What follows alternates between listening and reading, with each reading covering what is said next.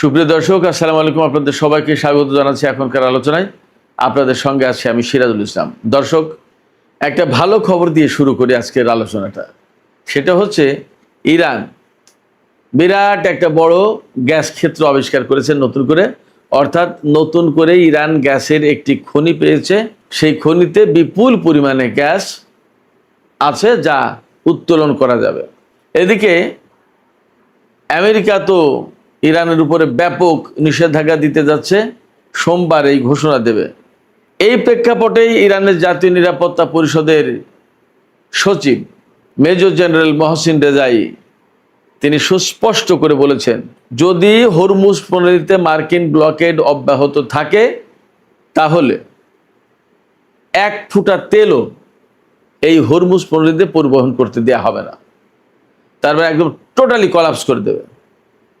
America যেমন ইরানের বিরুদ্ধে প্রচণ্ড নিষেধাজ্ঞা দেবে, তেমনি ইরানও হরমুজ প্রণালীতে এক ফোঁটা তেল যেতে দেবে না। তাহলে কি হবে? পৃথিবীটা অচল হয়ে যাবে, ভীষণভাবে ক্ষতিগ্রস্ত হবে। এদিকে ইরান হরমুজ প্রণালী দিয়ে যে পথ দেখিয়েছে, এই পথে জাহাজ চলাচল করতে হবে, ইরানের সেই দেখানো পথে চীনের জাহাজগুলো চলাচল করছে। এটা কিন্তু ভেরি বিগ মেসেজ।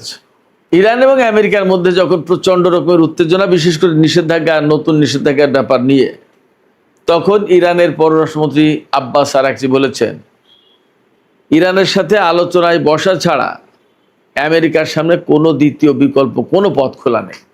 তাহলে কি দাঁড়াচ্ছে? ইরান এবং আমেরিকার মধ্যে কি আবার নতুন করে আলোচনা শুরু হবে? কি মনে হয় সুপ্রিয় দর্শক? এই বিষয়গুলো নিয়ে আজকের ভিডিওতে আমি বিস্তারিত কথা বলার চেষ্টা করব। আশা করি আপনারা সবাই শেষ পর্যন্ত সঙ্গে থাকবেন। আর ভিডিও ভালো লাগলে লাইক, কমেন্ট, শেয়ার করবেন এবং চ্যানেলটি সাবস্ক্রাইব করে সাথেই থাকবেন। দর্শক, চলুন আমরা বিস্তারিত আলোচনা করি। সর্বপ্রথম একটা ভালো খবর দিয়েই শুরু করি বলেছিলাম, এবার সেটা বিস্তারিত বলি। ইরানের দক্ষিণাঞ্চলে ফার্স প্রদেশ নামে একটা প্রদেশ আছে। এই প্রদেশে একটা বিরাট বিশাল গ্যাসের খনি পাওয়া গেছে। ফার্স প্রদেশেই সম্ভবত সিরাজ শহর অবস্থিত, কবি হাফিজ সিরাজের যে শহর। তো এই ফার্স প্রদেশে একটা বিরাট বিশাল গ্যাসের খনি পাওয়া গেছে। এই গ্যাসের খনিতে টোটাল গ্যাস মজুদ আছে প্রাথমিক এখন পর্যন্ত যে হিসাব, তাতে 7.5 ট্রিলিয়ন কিউবিক ফিট। এর ভেতরে উত্তোলনযোগ্য গ্যাসের পরিমাণ প্রায় 6 ট্রিলিয়ন কিউবিক ফিট। আমি বলি এটা কিন্তু এখনো শেষ কথা না, এটা প্রাথমিক, আরও বাড়তে পারে। কারণ কাতার এই যে নর্দার্ন গ্যাস ফিল্ড থেকে, কাতারের যে নর্দার্ন গ্যাস ফিল্ড থেকে গ্যাস উত্তোলন করে, এটা 1971 সালে আবিষ্কৃত হয়েছিল। যখন আবিষ্কার হয় তখন বলা হয়েছিল যে 300 ট্রিলিয়ন কিউবিক ফিট গ্যাস এখানে আছে। পরবর্তীতে সেটা বাড়তে বাড়তে বাড়তে বাড়তে 900 ট্রিলিয়নের বেশি গ্যাস মজুদের খবর পাওয়া গেছে। তো সেক্ষেত্রে ইরানের এই যে গ্যাস মজুদের যে খনির যে খবর পাওয়া গেল, এখানে হয়তো ভবিষ্যতে বা পরে বাড়তেও পারে, দেখা যাক। আমি জানার চেষ্টা করলাম যে এই যে পরিমাণে গ্যাস এই একটা গ্যাস ফিল্ডে মজুদ আছে, এই গ্যাস ফিল্ডে মজুদ এই গ্যাসের দাম কত এবং এটা আসলে কি সাইজের গ্যাস ফিল্ড। তথ্য ঘেটে যা পেলাম সেটা হচ্ছে মাঝারি, একদম ছোট নয়, মাঝারি সাইজের একটা গ্যাসের ফিল্ড, বেশ ভালোই, একদম কম না, ভালোই। বর্তমান যে বাজার মূল্য, বিশেষ করে ইউরোপের যে বাজার মূল্য, তাতে প্রায় এই খনিতে যে গ্যাস আছে তাতে প্রায় $100 বিলিয়ন গ্যাস আছে। তবে ইরান যেহেতু বেশ কম দামে গ্যাস এবং তেল বিক্রি করে থাকে, সেই কারণে এটা 16-17 থেকে 20-25 বিলিয়ন ডলারের গ্যাস বিক্রি হতে পারে এই খনি থেকে। তো এটা এইরকম একটা যুদ্ধ পরিস্থিতির ভেতরে নিশ্চয়ই ইরানের জন্য একটা ভালো খবর। এদিকে ইরানের পক্ষ থেকে আর একটা ঘটনা হয়েছে। ব্রিটেনের একটি বিদ্যুৎ উৎপাদন কেন্দ্র হ্যাক করেছে ইরানি হ্যাকাররা। বলা হচ্ছে ইরানি হ্যাকাররা হ্যাক করেছে এবং টানা 4র্থ দিনের মতো এই প্ল্যান্ট থেকে বিদ্যুৎ উৎপাদন বন্ধ রয়েছে। তার মানে এমনভাবে হ্যাক করেছে যে হ্যাকিং আর ঠিক করতে পারছে না। সেক্ষেত্রে বোঝাই যাচ্ছে যে ইরান এই সাইবার যুদ্ধে বেশ ভালো অগ্রগতি অর্জন করেছে। ব্রিটেনের মতো একটা উন্নত প্রযুক্তির দেশের একটা বিদ্যুৎ কেন্দ্র যদি আজ 4 দিন পুরোপুরি বন্ধ থাকে, তাহলে এই ব্রিটেনের আর কোন কোন সংস্থা ইরানি হ্যাকারদের থেকে নিরাপদ? আরও মজার খবর কি জানেন? আরও মজার খবর হচ্ছে আমেরিকার কয়েকটি ওয়াটার স্ট্রাকচার, পানি বিষয়ক অবকাঠামো, অর্থাৎ হতে পারে পানি পরিশোধন কেন্দ্র বা এই ধরনের অন্য কোনো কেন্দ্র, সেই রকম কেন্দ্র হ্যাক করেছে ইরানি হ্যাকাররা। এবং তাতে আমেরিকার যে 50টি স্টেট, তার ভিতরে 12টি স্টেট এই হ্যাকিংয়ের কবলে পড়েছে এবং তার প্রভাব 12টি স্টেটে পড়েছে। তার মানে ইরানি হ্যাকাররা আমেরিকাতেও ভালো রকমের একটা সাইবার হামলা চালিয়েছে, হ্যাকিং করে দিয়েছে। আমেরিকা এবং ব্রিটেনের মতো উন্নত প্রযুক্তির দেশ, উন্নত দেশ, তাদের উপরে যদি ইরান এই রকমের সাইবার হামলা চালায়, তাহলে বাস্তব যুদ্ধের ক্ষেত্রে তারা কোন ধরনের সক্ষমতা রাখে সেটা কিন্তু একটা ভাবনার বিষয়। এদিকে সোমবার 24 আগস্ট আমেরিকা ইরানের বিরুদ্ধে কঠোরতম নিষেধাজ্ঞার ঘোষণা দেবেন, কঠোরতম নিষেধাজ্ঞার ঘোষণা দেবে। এই ব্যাপারে ইরানের জাতীয় সর্বোচ্চ নিরাপত্তা পরিষদের সচিব মহসিন রেজাই তিনি বলেছেন যে ইরান তাদের ইচ্ছা শক্তি দিয়ে, তাদের প্রতিরোধের ক্ষমতা দিয়ে, সক্ষমতা দিয়ে এই নিষেধাজ্ঞা মোকাবেলা করবে এবং আঞ্চলিক কোনো দেশ যদি এই নিষেধাজ্ঞার ব্যাপারে আমেরিকাকে সাহায্য করে, তাহলে সেই দেশের বিরুদ্ধে ব্যবস্থা নেওয়া হবে। একদম পরিষ্কার হুঁশিয়ারি।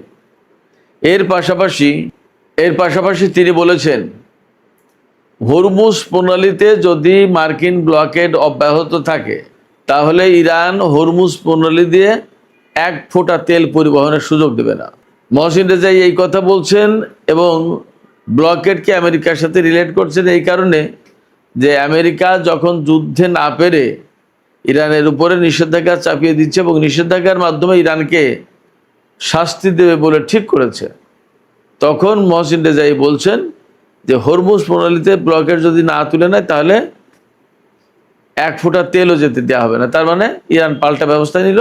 হরমুজ প্রণালীতে ব্লকেড থাকা আর ইরানের উপরে কঠোর নিষেধাজ্ঞা দেয়া সবই এক গাছেরই ফল। তো তাই যদি হয়, মহসিন রেজাই বলছেন যে ব্লকেড অব্যাহত থাকলে 1 ফোঁটা তেল যেতে দেবে না। তার মানে ইরানও কার্যত আমেরিকা বা আরও বিভিন্ন দেশের বিরুদ্ধে তেলের নিষেধাজ্ঞা দিল। এদিকে ইরান যে পথ দেখিয়ে দিয়েছে হরমুজ প্রণালীতে, সেই পথ দিয়েই চীনের জাহাজ তেল পরিবহন করছে, আসা যাওয়া করছে সেই পথ দিয়ে, আমেরিকার দেখার পথে না। তার মানে এখানে আর একটা মেসেজ আছে চীনের পক্ষ থেকে যে ইরান যা বলেছে ওইটা রাইট, আমেরিকা যা বলছে সেটা ভুল। আমরা বিভিন্ন মাধ্যম থেকে খবর পাচ্ছি পাকিস্তানের সেনাপ্রধান ইরান সফরে যাবেন, বোঝাই যাচ্ছে ইরান আমেরিকার মধ্যকার কূটনৈতিক বিষয় নিয়েই আলাপ আলোচনা করতে তিনি যাবেন।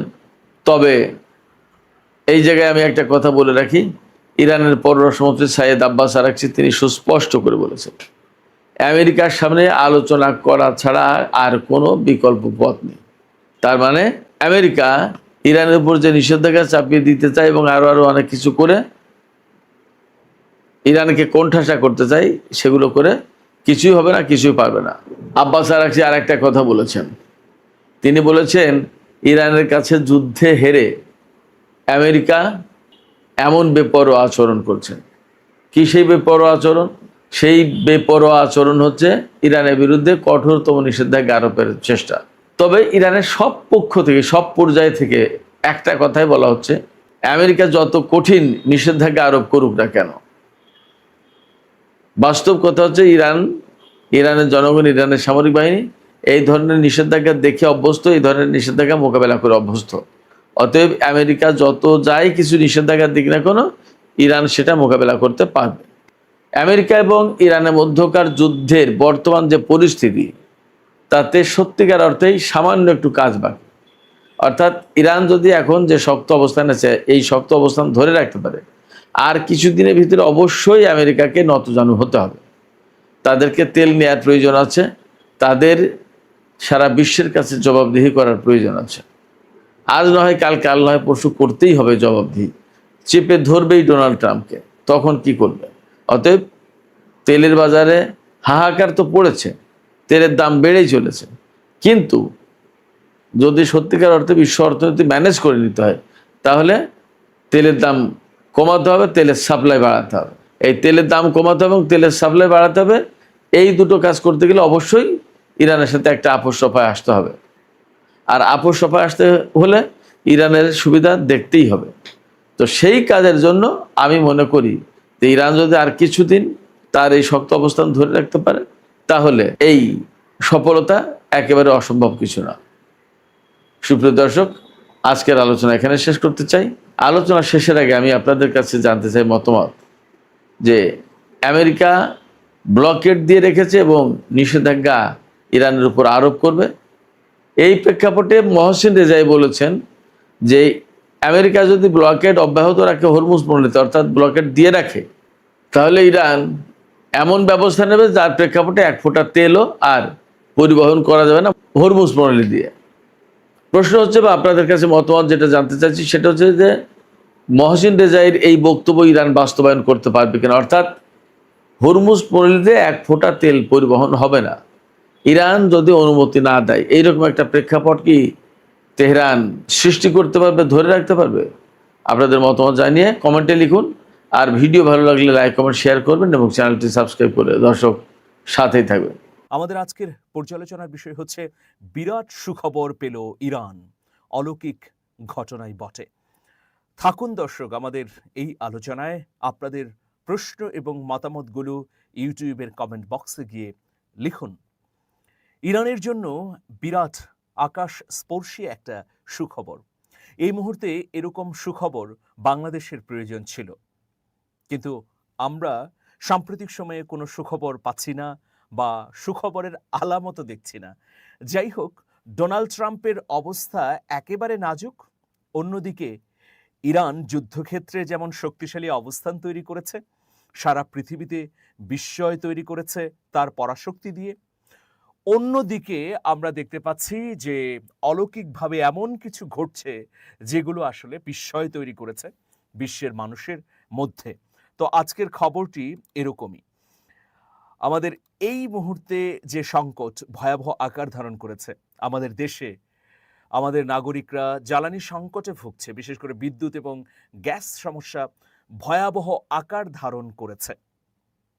আমরা এই সংকট নিরসনে হিমশিম খাচ্ছি। অন্যদিকে ইরানের মূল প্রতিদ্বন্দ্বী মার্কিন যুক্তরাষ্ট্র নানা কারণে নাজুক পরিস্থিতিতে আছে। অর্থনৈতিক কারণে, রাজনৈতিক কারণে এবং কূটনৈতিক কারণেও বলা যায় যে একেবারে পর্যুদস্ত অবস্থা ওয়াশিংটনের এবং নেতা ডোনাল্ড ট্রাম্পের। তো এইরকম পরিস্থিতির মধ্যে ইরান পেল বিরাট সুখবর। সেই সুখবরটি প্রথমেই জানিয়ে আজকের এই পর্যালোচনা শুরু করব। দর্শক, ইরানের দক্ষিণাঞ্চলীয় ফার্স প্রদেশে 7.5 ট্রিলিয়ন ঘনফুটের বেশি প্রাকৃতিক গ্যাসের মজুদ আবিষ্কারের ঘোষণা দিয়েছে দেশটি। ইরানের বার্তা সংস্থা ফার্স নিউজ এজেন্সির প্রতিবেদনে এইসব তথ্য জানানো হয়েছে। দেশটির তেলমন্ত্রী জানিয়েছেন, আবিষ্কৃত গ্যাসের মধ্যে আনুমানিক 5.7 ট্রিলিয়ন ঘনফুট উত্তোলনযোগ্য।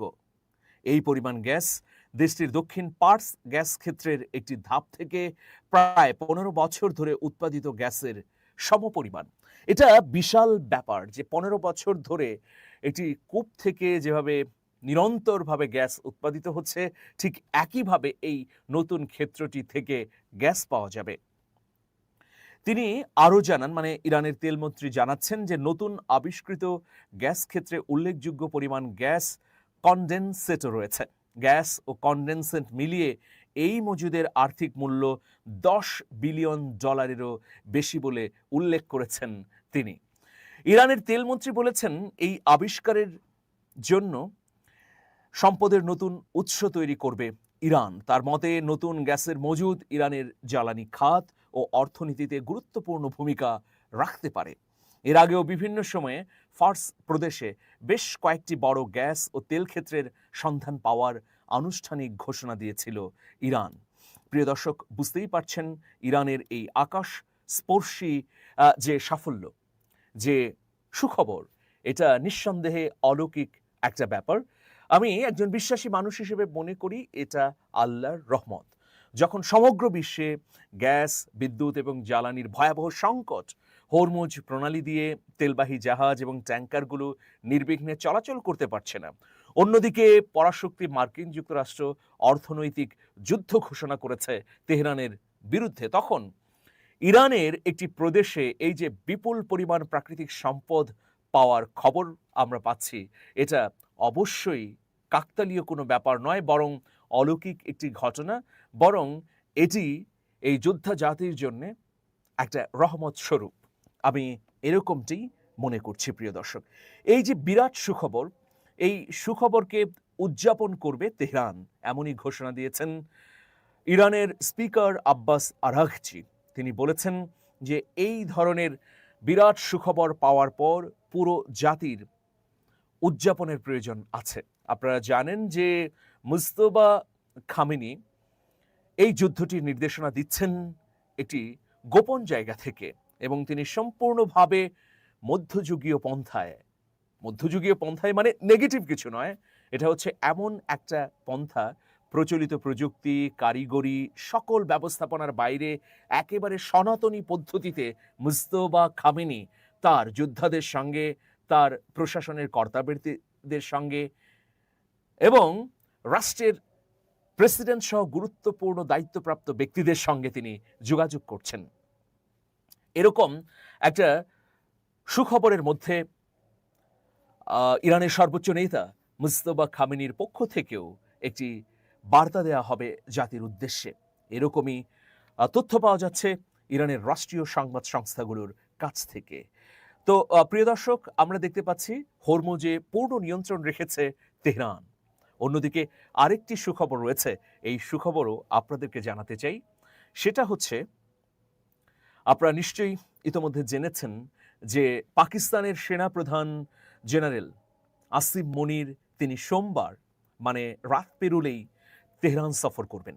আচ্ছা, একটা প্রশ্ন তো নিশ্চয়ই সামনে আসছে যে আসিম মনিরের উদ্যোগে গত কদিন আগে মানে 6ই আগস্ট মক্কা চুক্তি অনুযায়ী ত্রিদেশীয় প্রতিরক্ষা জোট গঠিত হলো। সেই জোট গঠিত হবার পরে সংযুক্ত আরব আমিরাত, ইসরায়েল, এমনকি ভারতও ক্ল্যাপিং দিয়েছে যে যাই হোক, এখন ইরানের বিরুদ্ধে একটা শক্তিশালী জোট হলো। কিন্তু 1-2 দিন যেতেই তাদের এই হাততালি আসলে বাতাসে মিলিয়ে গেছে। কেন? কারণ এই জোটটি আসলে কার্যত ইরানের বিরুদ্ধে নয়। সেটার তো হাতে নাতে প্রমাণ আমরা দেখতে পাচ্ছি যে পাকিস্তানের সেনাপ্রধান ফিল্ড মার্শাল আসিম মনির তিনি তেহরানে যাচ্ছেন। তেহরানের আইআরজিসি থেকে শুরু করে প্রতিরক্ষা বাহিনীর গুরুত্বপূর্ণ ব্যক্তিবর্গের সঙ্গে কথা বলবেন, তিনি প্রেসিডেন্টের সঙ্গে সাক্ষাৎ করবেন।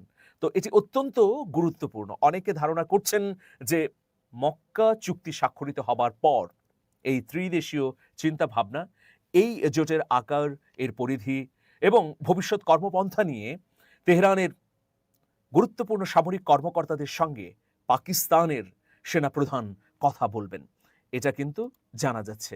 এমনকি এটাও শোনা যাচ্ছে যে পাকিস্তানের সেনাপ্রধান ইরানের সর্বোচ্চ নেতা মুজতবা খামেনির সঙ্গে বার্তা বিনিময় করবেন।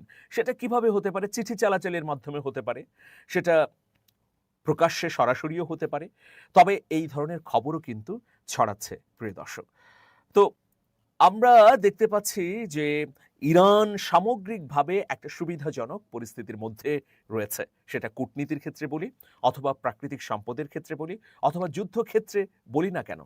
দেখুন, ইরানের প্রেসিডেন্ট এই মুহূর্তে কি বললেন সেটাও অত্যন্ত গুরুত্বপূর্ণ একটি বিষয়। এটাও একটা সুখবর আমি জানিয়ে দিচ্ছি। ইরান শুধু নয়, আমরা যদি ইউরোপ আমেরিকার সমর বিশেষজ্ঞদের কথা বলি, তারা প্রত্যেকেই কিন্তু এক বাক্যে স্বীকার করছেন যে ইরান এই যুদ্ধে সবচেয়ে সুবিধাজনক অবস্থানে রয়েছে। তো প্রিয় দর্শক, ইরানের প্রেসিডেন্ট মাসুদ পেজেশকিয়ান তিনি খুব স্পষ্টভাবেই বলেছেন যে আমরা এই মুহূর্তে সুবিধাজনক অবস্থায় রয়েছি, সুতরাং এখনই যুদ্ধ শেষ করার যথার্থ সময়। তিনি বলেছেন কূটনৈতিক আলোচনায় অচল অবস্থা থাকলেও তেহরান শক্তিশালী অবস্থানে আছে। শুক্রবার ডাক্তারদের এক সমাবেশে পেজেশকিয়ান বলেন যে আমরা এখন শক্তি ও মর্যাদার অবস্থানে আছি, তাই এখনই যুদ্ধের অবসান ঘটানোই ভালো। তিনি বলেন পুরো বিশ্ব আমাদের বিজয় স্বীকার করে নিয়েছে এবং তিনি জোর দিয়ে বলেছেন যে আমেরিকার সব ধরনের আইন ও বিধি লঙ্ঘন করে আমাদের স্কুল, হাসপাতাল এবং অবকাঠামোতে হামলা চালিয়েছে এবং সারা বিশ্বের কাছে ঘৃণিত হয়েছে।